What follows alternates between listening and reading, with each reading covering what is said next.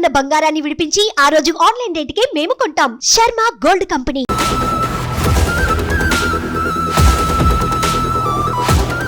మాలెంబాడి పంచాయతీ ఆవులపల్లి గ్రామంలో మన టీడీపీ కార్యకర్తల మీద ఈ వైసీపీ గుండాలు ఎవరైతే ఉన్నారో అర్ధరాత్రికి పోయి వాళ్ళ నాయకుల పుట్టినరోజు అని చెప్పి మన టీడీపీ కార్యకర్తల భూమి ఏదైతే ఉందో ఆ భూమిలోకి వెళ్ళి బ్యానర్ కట్టాలా, ఫ్లెక్సీ కట్టాలని చెప్పి కావాల్సిన గొడవ పెట్టుకొని వాళ్ళు నాకు తెలిసినంత వరకు అయితే వాళ్ళు వెళ్ళిండేదే గొడవకి. ఎందుకంటే బ్యానర్ కట్టినోడు కత్తులు కొడవలు మారణాయుధాలు తీసుకెళ్ళాడు, బ్యానర్ కట్టేకి వెళ్తాడు.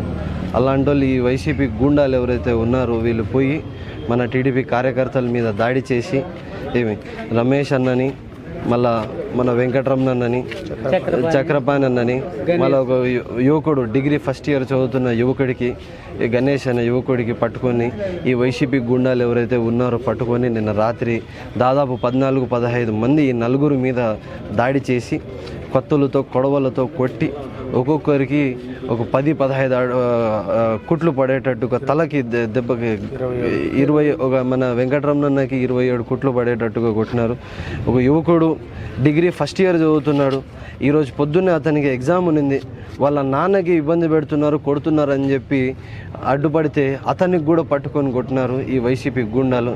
ఏమయ్యా కొంచెమన్నా సిగ్గుందా మీకు? ఒక యువకుడిని పట్టుకొని కొడుతున్నారే మీరు.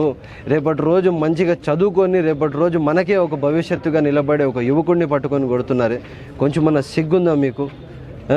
మీ నాయకుడు పుట్టినరోజు అయితే మీ సొంత భూముల్లో మీ సొంత పొలాల్లో ఎక్కడన్నా పోయి మీరు బ్యానర్లు కట్టుకోండి, సరేనా?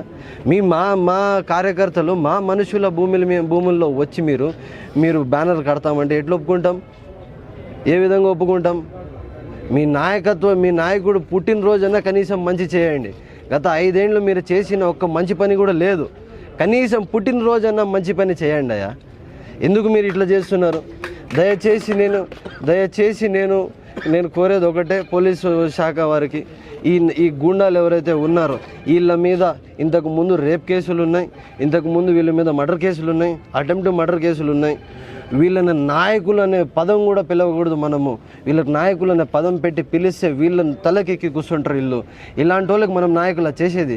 ఇలాంటి వాళ్ళ మన ప్రజాస్వామ్యంలో ఉండేది? ఇలాంటి వాళ్ళగా మనము రేపటి రోజు మనము ఇది అదేమంటారు నాయకులను పిలిచి మనం వాళ్ళకి నెత్తికి కూర్చోబెట్టేదా? దయచేసి నేను చెప్పేది ఒకటే పోలీసు శాఖ వారికి, సార్ ఖచ్చితంగా వీళ్ళ మీద మీరు తగిన చర్యలు తీసుకోవాలా, వీళ్ళకి మీరు రిమాండ్కి పంపించాలా, వీళ్ళు చేసిన తప్పుకి వీళ్ళు శిక్ష పడేటట్టుగా చేయాలా. దానికి మేము కావాలంటే ఈ విషయం ఆల్రెడీ మదనపల్లి ఎమ్మెల్యే గారు చూస్తున్నారు, దగ్గరుండి చూస్తున్నారు.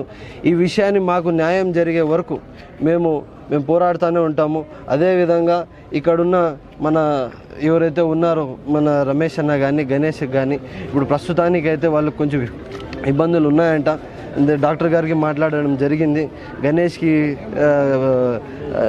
అన్నం తినడంలో కానీ నీళ్లు తాగడంలో కానీ కొంచెం ఇబ్బందిగా అని చెప్పి చెప్తున్నారు, సరేనా? సో కావున నేను డాక్టర్ గారిని పిలిపించి మళ్ళీ రమేష్ అన్నకి బ్రీతింగ్ ప్రాబ్లం ఉందంట, గొంతు పట్టుకొని పీసీకేకి పోయినారంట వాళ్ళు.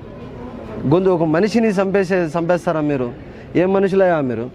ఒక మనిషిని చంపేస్తే మీరు ఒక మనిషిని మళ్ళీ తీసుకురాగలుగుతారా? బ్యానర్ పోతే ఇంకో బ్యానర్ వస్తుంది, ఒక మనిషి రాగలుగుతాడా? అదేవిధంగా డాక్టర్ గారితో మాట్లాడి మళ్ళీ ఎవ్రీ 2 hours ఒక విజిట్ ఇవ్వమని చెప్పి మాట్లాడడం జరిగింది. కావున మళ్ళీ అదేవిధంగా మన తిరుపతిలో ఉన్న చక్రపాణి అన్నకి వెంకటరమణ అన్నకి వాళ్ళ పరిస్థితి కొంచెం విషమంగా ఉంది. కొంచెం గాయాలు ఎక్కువ తగిలినాయి. ఒక్కొక్కరికి 27 కుట్లు, ఒకరికి మళ్ళీ 20 కుట్లు ఒకరికి తలకి పడినాయి. అదేవిధంగా వాళ్ళకి మామూలుగా తలకి గాయం తగిలిన తర్వాత వాంతులు వచ్చినాయంటే పరిస్థితి కొంచెం విషమంగా ఉన్నట్టే. కావున వాళ్ళకి రూయా హాస్పిటల్లో చికిత్స పొందుతున్నారు. వాళ్ళకి ఎమ్మెల్యే గారు మాట్లాడుతున్నారు. అక్కడ కూడా వాళ్ళకి ఏం అవసరం ఉన్నా కూడా దగ్గరుండి చూస్తామని చెప్పి ఎమ్మెల్యే గారు చెప్పడం జరిగింది. ఇక్కడ మేము ఉన్నాము, అక్కడ మేము ఉంటాము. ఈ సందర్భంగా నేను చెప్పేది ఒకటే, టీడీపీ కార్యకర్తలకి చిన్న గిర్ర పడినా కూడా రేపటి రోజు మీరు దానికి ఇంకా మీరు సిద్ధమై ఉండాలా. ఎంతటికైనా తెగిస్తాము, ఎంత దూరమైనా వెళ్తామని చెప్పి ఈ సందర్భంగా నేను తెలియజేస్తూ మా టీడీపీ కార్యకర్తలకి మేము ఉన్నాము, ఎల్లప్పుడూ ఉంటామని చెప్పి ఈ సందర్భంగా తెలియజేస్తూ నేను సెలవు తీసుకుంటున్నాను. ఈరోజు మదనపల్లి మండలం ఆవలపల్లిలో జరిగినటువంటి సంఘటన తెలుగుదేశం పార్టీ కార్యకర్తలు నాయకులను యావత్ కదిలించేసింది. చంద్రబాబు నాయుడు గారు ముఖ్యమంత్రి అయినప్పటి నుంచి కూడా రాష్ట్రంలో ప్రశాంత వాతావరణం నెలకొనబడింది. ఇలాంటి వాతావరణాన్ని సహించిన వైసీపీ వాళ్ళు రాత్రి తెలుగుదేశం పార్టీ కార్యకర్తల మీద దౌర్జన్యం చేయడం, వాళ్లకు ఉప్పలు తగ్గడం, కేవలం గలాటా ముందుగా చేయాలనే ఉద్దేశంతోనే వాళ్ళ వెంట మారణాయుధాలు తీసుకోవడం జరిగింది. ప్రతి ఒక్కరికి కూడా ఎక్కువగా దెబ్బలు తగ్గడం జరిగింది.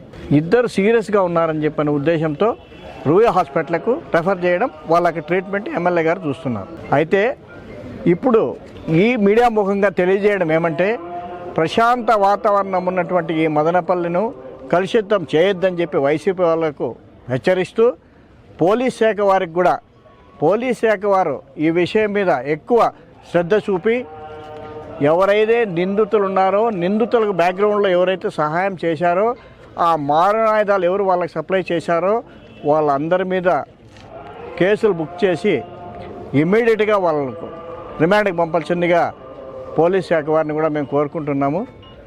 అయితే దీన్ని పోలీస్ శాఖ వారు కొంచెం నిర్లక్ష్యం చేసి తర్వాత చూస్తామనుకుంటే ఇది వైసీపీ వాళ్ళకు ఎత్తించేయి అవుతుంది. కాబట్టి దయతో పోలీస్ శాఖ వారు ఇమ్మీడియట్ యాక్షన్ తీసుకొని దీని మీద ప్రొసీడ్ కావాల్సిందిగా కోరుతున్నాం.